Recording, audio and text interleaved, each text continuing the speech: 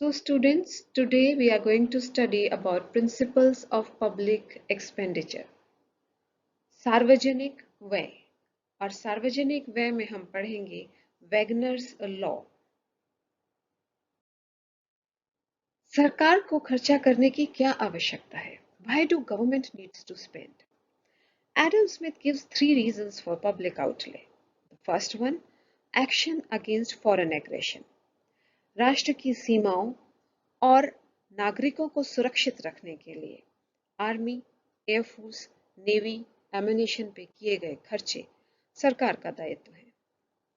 दूसरा, administration of law and justice internally. राष्ट्र के आंतरिक कानून और व्यवस्था को बनाए रखने के लिए जो खर्चे किए जाते हैं पुलिस में, कोर्ट पे, इंटेलिजेंस के ऊपर, वो सारा भी सरकार की जिम्मेदारी है। तीसरा, ऐसे public institutions and public works which are beneficial to the society but if undertaken by an individual or group of individual they cannot repay the investment by the profit they reap. यानी कि कोई व्यक्ति या व्यक्तियों का समूह ऐसे कार्य करता है जिससे उनके प्रॉफिट वसूल नहीं हो सकते, जैसे सैटेलाइट लॉन्च करना। अब ये व्यक्ति और व्यक्तियों का समूह इससे होने वाले प्रॉफिट को सोसाइटी को तो प्रोवाइड कर सकता है, पर जो इन्वेस्टमेंट किया है उसके एक्सपेंसेस को वापस नहीं ले पाएगा, रीपे नहीं हो पाएंगे। सो ये भी एक सरकार की अहम जिम्मेदारियों में शामिल हुआ। यानी मूलभूत खर्चा सरकार का कहाँ हुआ? मेंटेनेंस के ऊपर, सोसाइटी और अर्थव्यवस्था के ऊपर, दूसरे राष्ट्रों को मदद करने के लिए। जो अर्थव्यवस्था चल रही है उसको सुचारू रूप से चलाने के लिए, गवर्नमेंट बॉडीज को सुचारू रूप से चलाने के लिए सरकार को खर्चा करने की आवश्यकता है।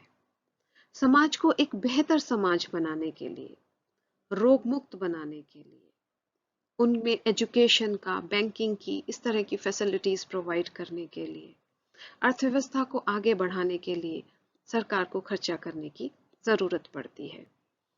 इसके अलावा सरकार को अपने पड़ोसी राष्ट्रों को या दूसरे राष्ट्रों को अगर कोई आपदा काल आती है तो उसमें उनको मदद करने के लिए भी सरकार को खर्चा करने की आवश्यकता पड़ती है। इस तरह की हेल्प, इस तरह की मदद कोई इंडिविजुअल एक दूसरे इंडिविजुअल को नहीं कर सकता।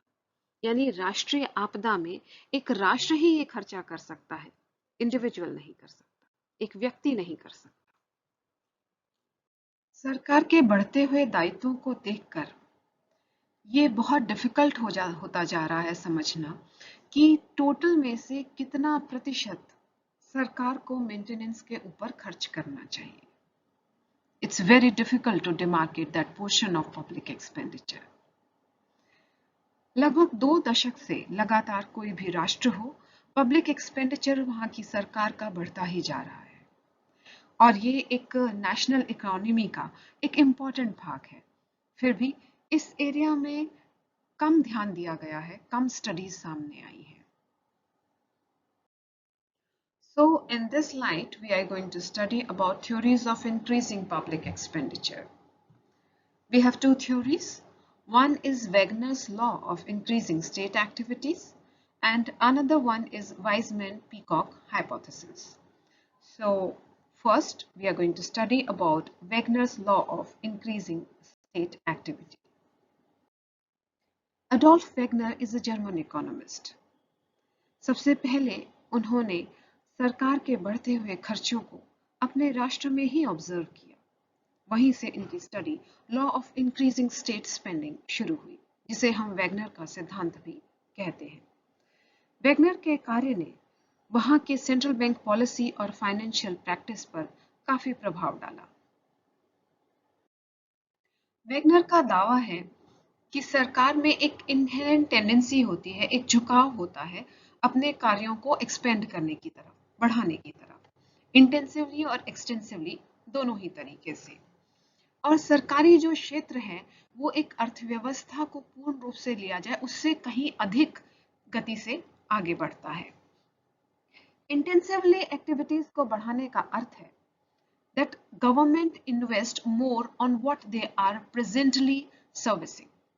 जो अभी कार्यभार है उनको और बेहतरीन तरीके से करना, और एक्सटेंसिवली का मतलब है कि और कार्यभारों को अपने कार्यभार में शामिल करना।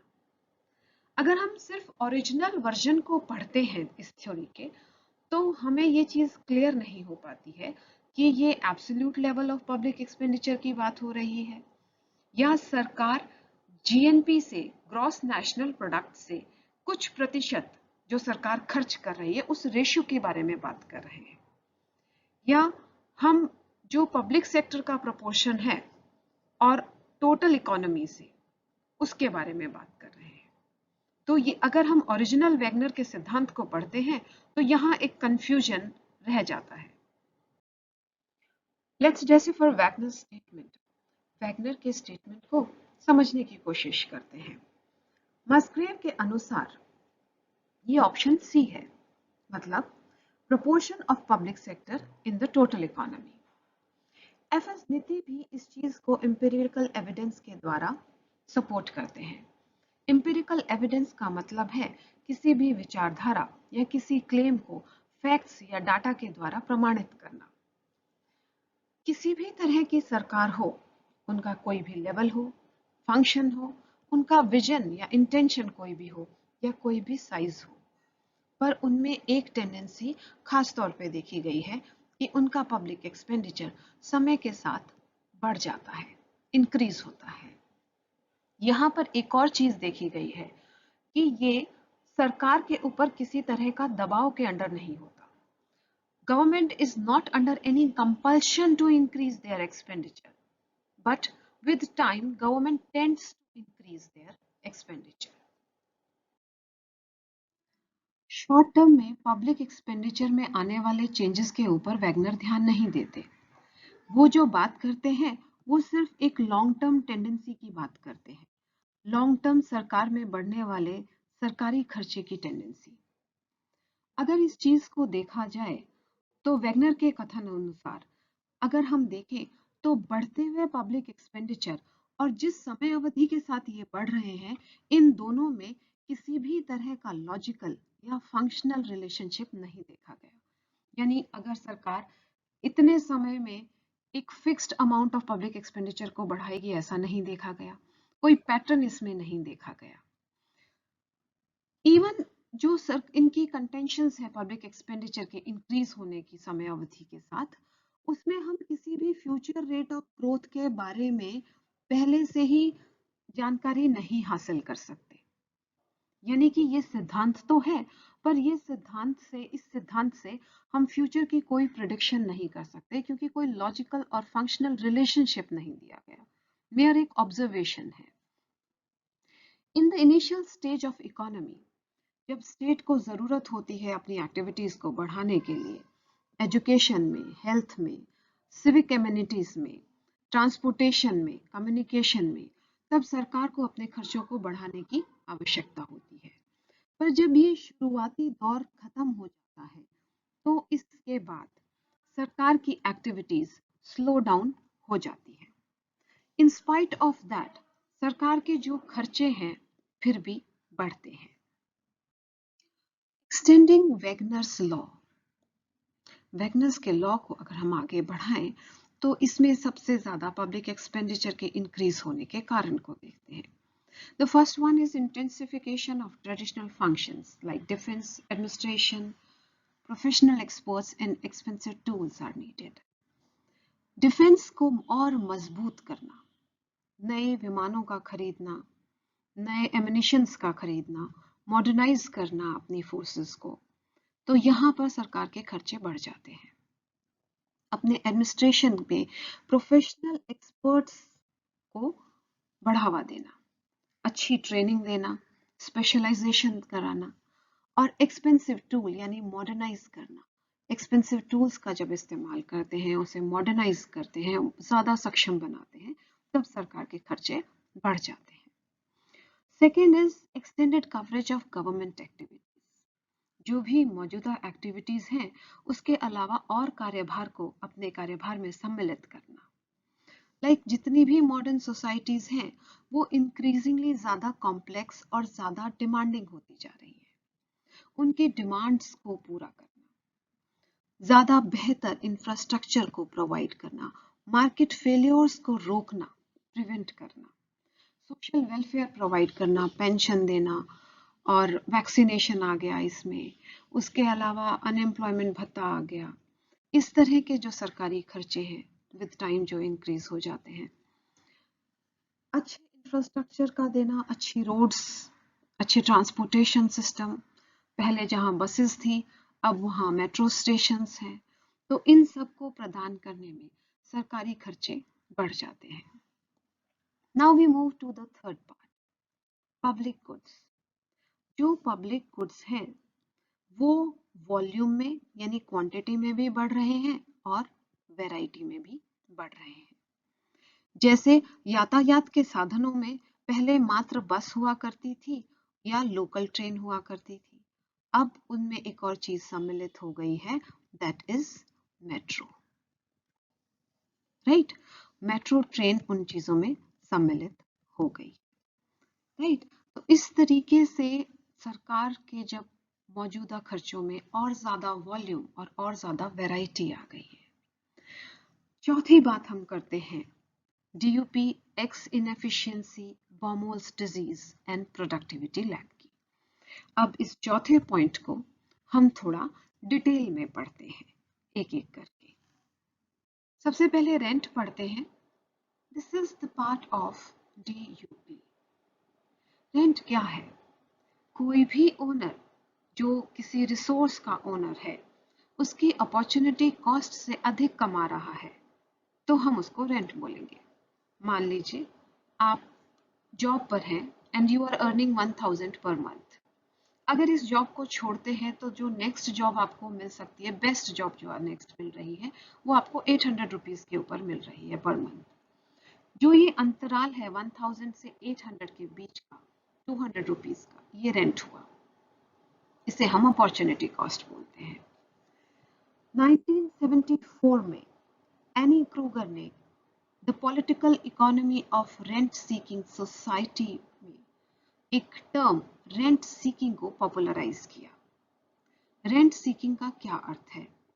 जितने भी इंटरेस्ट ग्रुप्स हैं, यानी कि वो इंडिविजुअल्स या वो कंपनीज या वो प्राइवेट पार्टीज जो फायदा उठाना चाहते हैं अर्थव्यवस्था से, वो एक लॉबी करते हैं।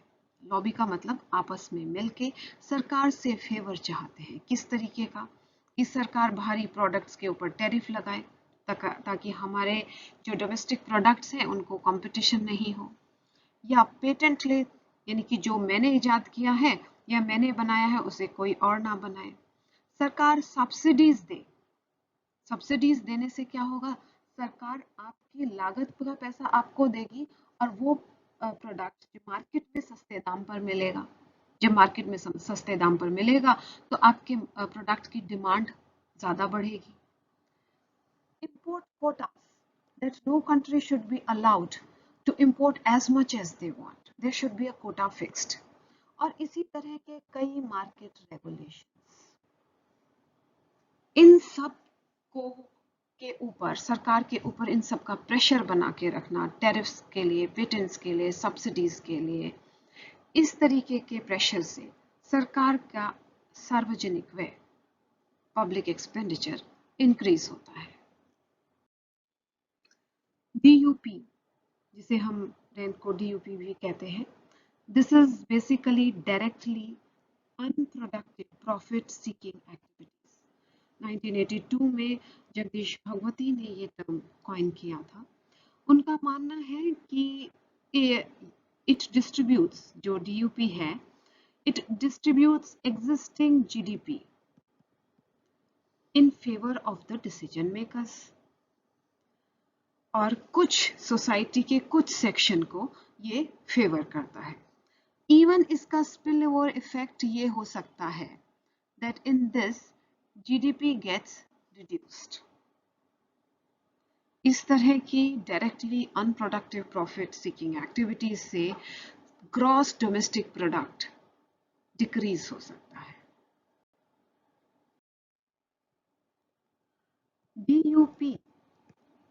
is widely prevalent in government circles. जितनी भी पब्लिक सेक्टर अंडरटेकिंग्स हैं और ख़ास तौर पे डेवलपिंग कंट्रीज़ में जो जनरली सफ़र करते हैं वीक एडमिनिस्ट्रेशन की वजह से, और वहाँ पर एक वेस्टेड इंटरेस्ट होता है डिसीजन मेकर्स का, अथॉरिटीज़ का, और वो टेम्प्ट होते हैं, उन्हें लालच आता है इस चीज़ की, इस सिचुएशन की एडवांटेज लेने का. So they promote their own interest, और उनके पास ये सुविधा भी उपलब्ध होती है. They have sufficient opportunity to do so. So they do it. ऐसी सरकार जो डेवलपिंग है, जहाँ का एडमिनिस्ट्रेशन वीक है, वहाँ पर इस तरह की एक्टिविटीज इंक्रीज होती है. इसको इंक्रीज करने की वजह से सरकार का एक्सपेंडिचर भी इंक्रीज होता है, जबकि उनकी प्रोडक्टिविटी अर्थव्यवस्था की इंक्रीज नहीं होती. उत्पादन क्षमता अर्थव्यवस्था की वही है, और सरकार का खर्चा अधिक होता है. इसी तरह का एक टर्म कॉइन किया हार्वे लेविनस्टीन ने 1966 में. उनके अनुसार जो सरकारी फंक्शनरी है उसके फेल होने के क्या कारण हैं? ओवरस्टाफिंग ऑफ ब्यूरोक्रेट्स, यानी ज़रूरत से ज़्यादा लोगों को काम पर लगाना. उसके अलावा रिजिड रूल्स और रेगुलेशंस का होना, और कंप्लीटली एब्सेंस होना किसी भी तरह के रिवॉर्ड और पनिशमेंट का. अगर कोई व्यक्ति इफेक्टिवली काम नहीं करता है, कोई मशीनरी इफेक्टिवली काम नहीं करती है, तो वहाँ किसी तरह का पनिशमेंट का प्रावधान नहीं है, या बहुत अच्छा काम करने पर या बहुत प्रॉफिटेबल वर्क होने के बाद भी किसी तरह के रिवॉर्ड का सिस्टम नहीं है. सो इस वजह से गवर्नमेंट एक्स इनएफिशिएंसी अराइज होती है.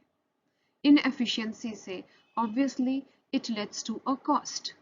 जहाँ प्रोडक्टिविटी, उत्पादन क्षमता कम है, इनएफिशिएंसी है, वहाँ लागत तो बढ़ेगी. तो देखा जाए तो एक पब्लिक एक्सपेंडिचर का एक पोर्शन टोटली वेस्ट हो जाता है, और उसी रिजल्ट को पाने के लिए, उस चीज को पाने के लिए सरकार को उस एफिशिएंसी तक पहुंचने के लिए एडिशनल खर्चा करना पड़ता है. इसीलिए भी सरकार का पब्लिक एक्सपेंडिचर विद टाइम बढ़ जाता है. वैगनर के लॉ को सिद्धांत को आगे बढ़ाते हुए एक विलियम जे बाउन और जैक बॉमॉल ने बॉमॉल कॉस्ट डिजीज का टर्म कॉइन किया. बॉमॉल एक अमेरिकन इकोनॉमिस्ट थे, डब्ल्यू जे बॉमॉल, और W J Bowen Princeton university की फैकल्टी रह चुके थे. डब्ल्यू जे बॉमॉल और विलियम जे बाउन ने 1960 में बॉमॉल्स डिजीज एक टर्म कॉन्सेप्ट दिया. इसको हम बॉमॉल इफेक्ट भी बोलते हैं. इसका अर्थ है ये एक फिनोमेना है जिसमें कम उत्पादन क्षमता होने के बावजूद भी वर्कर को अधिक वेज दिया जाता है. एक कारण रहा जिसके कारण सरकारी खर्चे लगातार बढ़ते रहे, क्योंकि इस तरह का फिनोमेना जनरली सरकारी क्षेत्र में पाया जाता है, यानी कि पब्लिक सेक्टर अंडरटेकिंग्स पे पाया जाता है. उसके भी कई कारण हैं, उन कारण के ऊपर हम आगे बात करते हैं. The Baumol disease and Baumol effect is largely prevalent in the government sectors only. Why in government sector it is more prevalent? The reason behind is the absence of a sense of self-duty. Second, ineffective principle of reward and punishment. Third thing is the government functions on audit-oriented rules. या तो सरकार audit orientation rules के ऊपर काम करेगी, and procedural delays. That means एक procedure जब तक पूरा नहीं होगा वो कार्य पूरा नहीं होगा. If a document needs to pass every level and get it approved from every level of government machinery, so until or unless it is approved, no action can be taken. इस वजह से ये काफी डिले हो जाता है. Delay होने के साथ सरकारी खर्चे बढ़ जाते हैं. ऑडिट ओरिएंटेड रूल्स, यानी कि अगर आपने पैसा खर्च करना है तो minimum amount of money should be spent. अब मिनिमम अमाउंट ऑफ मनी को देखने के लिए, उस प्रोसीजर तक पहुंचने के लिए एक समय अवधि लग जाती है. It's not about getting the best work done. It's about getting the least expensive work done. So these are the rules which leads to inefficiency in the government sector. उत्पादन क्षमता को कम करते हैं. चौथा कारण है the functionaries of the states are not rewarded for their performance. अच्छी performance के लिए गवर्नमेंट में किसी को भी बहुत सराहनीय रिवॉर्ड नहीं मिलता है और ना ही किसी तरह की पेनल्टी है, किसी तरह की पनिशमेंट है अगर कार्य देर से होता है, डिले होता है या उसमें इनएफिशिएंसी पाई जाती है. जब तक कोई भी रूल वायलेट नहीं हुआ, कोई भी प्रोसीजर वायलेट नहीं हुआ, तब तक इनएफिशिएंसी या डिलेस में का होना कोई गलती नहीं माना जाता. So these are the reasons which leads to less productivity in the public sector and more wages. कारण क्या है जिसकी वजह से सरकारी क्षेत्र में सरकारी व्यय बढ़ जाता है? The first one is growing population. बढ़ती हुई जनसंख्या के साथ बढ़ते हुए उत्तरदायित्व. बेसिक नेसेसिटीज प्रोवाइड करना, इंफ्रास्ट्रक्चर प्रोवाइड करना, इस कारण से सरकारी खर्चे बढ़ जाते हैं. The next one is growing urbanisation, शहरीकरण. जितने ज्यादा शहर बनते जा रहे हैं उतने ज्यादा इंफ्रास्ट्रक्चर को बनाना, उतने अच्छे इंफ्रास्ट्रक्चर को बनाना. So the more and more cities are coming up and more public sector responsibilities are increasing. ये एक कारण रहा कि सरकारी खर्चे के बढ़ जाने का. उसके अलावा इवन द प्राइसेस, जो नॉर्मल प्राइसेस हैं, उनकी भी टेंडेंसी होती है विद टाइम इंक्रीज हो जाना. तो जैसे जैसे प्राइसेस बढ़ते हैं सरकार के खर्चे अपने आप बढ़ जाते हैं. वही काम जो पहले कम प्राइस पे होता था अब वो ज्यादा कॉस्ट के ऊपर होगा. The fourth one is increasing quality of public services by and by. अगर सरकार अपनी सर्विसेज को बेटर और बेटर करना चाहती है तो उससे भी सरकारी खर्चे बढ़ जाते हैं. जिस तरीके से आधुनिकीकरण के कारण नए कंप्यूटर्स का इस्तेमाल होना, कंप्यूटर्स में इन्वेस्टमेंट्स करना और नई तकनीक में इन्वेस्टमेंट करना, इस तरीके से पब्लिक सर्विसेज के बढ़ जाने से, उनको बेटर क्वालिटी बनाने से सरकारी खर्चे बढ़ जाते हैं. The next reason is to protect society and economy from market failures. Economic inequalities को दूर करना. Economic inequalities को ओल्ड एज पेंशन्स देके, ट्रांसफर पेमेंट्स देके, सब्सिडीज देकर दूरियों को कम करना, बिलो पॉवर्टी लाइन लोगों को प्रोवाइड करना. तो इस तरीके से सरकारी खर्चे बढ़ जाते हैं. Then another reason which leads to increase in government expenditure is that most of the government has a tendency to run into loans. ज्यादातर सरकारें कर्जा लेने की टेंडेंसी की तरफ बढ़ते जा रही है. जितना ज्यादा अधिक खर्चा उतना ही ब्याज का दर. More interest payments, more loans, and more loans for what? To provide more infrastructure. Government के ऊपर बढ़ती हुई पॉपुलेशन, शहरीकरण और पब्लिक मांग की वजह से जो गवर्नमेंट के ऊपर रिस्पॉन्सिबिलिटीज बढ़ती जा रही है उसको पूरा करने के लिए जब सरकार लोन लेती है तो उसके इंटरेस्ट पेमेंट्स की वजह से भी सरकारी खर्चे बढ़ते चले जाते हैं. Another reason is growing complementarity between public and private consumer. जो पब्लिक और प्राइवेट कंज्यूमर है अब वो एक साथ सर्विसेज लेना चाहते हैं. पब्लिक सर्विसेज भी लेना चाहते हैं, बेटर सर्विसेज भी लेना चाहते हैं, बेटर पब्लिक सर्विसेज के ऊपर जोर देते हैं. इसके अलावा एक कारण है पॉलिटिकल मोटिव का होना. एक पॉपुलैरिटी को बनाए रखने के लिए राजनीतिक ध्येय के ऊपर सरकारी खर्चे को बढ़ा देना. Another reason is government bureaucracy has tendency to expand. धीरे धीरे सरकार की ब्यूरोक्रेसी समय के साथ बढ़ती जा रही है. जितनी ब्यूरोक्रेसी बढ़ेगी उतना ही सरकारी खर्चा भी बढ़ेगा. तीसरा और then the last one is cost fallacy.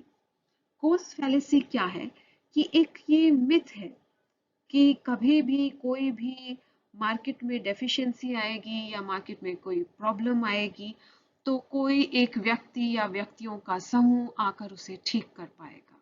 ऐसा नहीं है।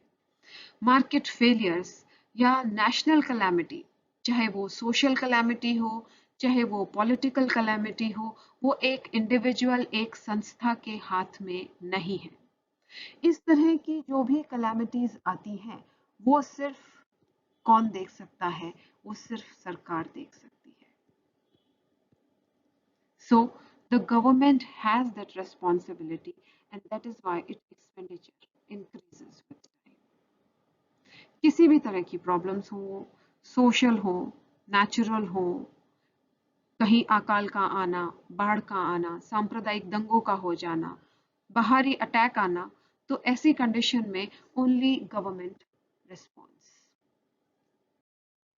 In this context, Buchanan and Kellogg gave the term Wagner Squared. Wagner Squared का मतलब है कि जो एक्सपेंडिचर सिविल सर्वेंट के ऊपर बढ़ रहा है उसके मुकाबले में आउटपुट उतना नहीं बढ़ रहा, यानी सरकारी खर्चे का अधिक बढ़ना with the pace comparing to the pace of economy of the country. This way public expenditure keeps increasing in absolute term as well as proportion of national income.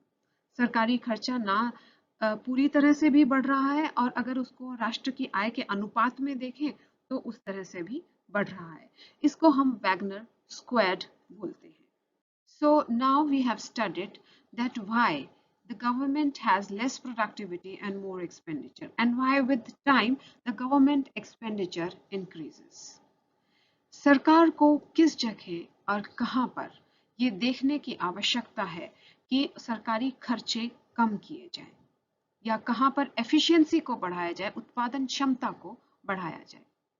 Wagner का लॉ कहीं पर भी इस बात की पुष्टि नहीं करता कि इन दोनों चीजों में, समय में और बढ़ते हुए एक्सपेंडिचर में कहीं कोई लिंक है या इसके द्वारा हम आने वाले भविष्य में सरकार के खर्चे का अंदाजा लगा सकते हैं।